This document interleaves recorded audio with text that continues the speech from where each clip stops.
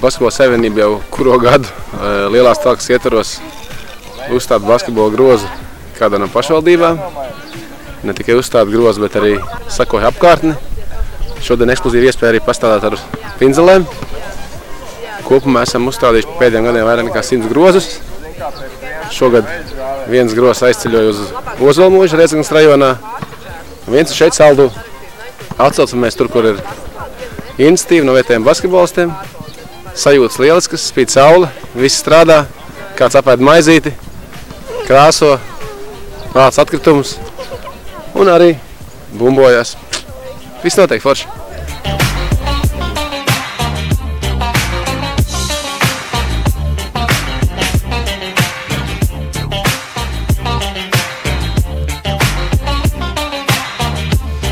Čau visiem, es esmu Līva Štamere no Saldus, no Saldu sporta skolas.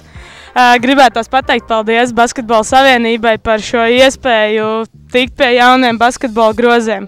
Tiešām milzīgs paldies, jo uz priekšdienām tiešām šis man iedeva tādu, kad es uzlabošu šo laukumu, es uzlikšu otru grozu. Es uztaisīšu visu laukumu, lai bērniem ir kur spēlēt un arī visiem interesantiem. Tiešām paldies jums!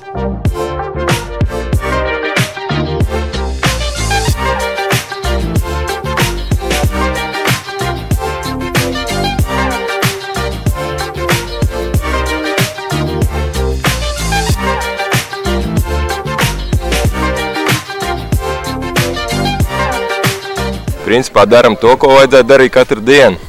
Labi apkārtot un vākt aiz sevīm.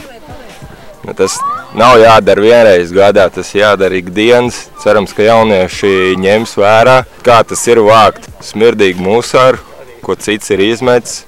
Es domāju, ka arī jaunieši sapratīs, ka nav jāmet zemē, jo pēc tam atkal kāds to vāks. Liels prieks, kad ir tik daudz jauniešu savākušies. Tās pašas šūpoles atjaunojot, kur paši arī šūpāsies.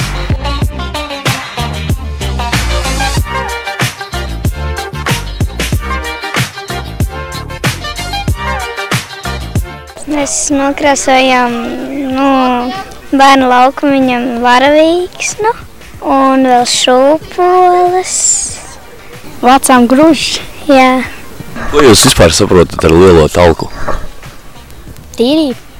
Jā, kad nedrīkst tā kā piegražot apkārtni. Jūs paši spēlējat basketbolu? Jā. Kas ir jūsu mīļākā basketbolista? Jā, Līva. Līva ir jūsu trenere? Jā. Šodien jums uzstādīja jaunu grozu, jūs palīdzējāt arī to grozu uzstāt? Mēs, bišķi, jā.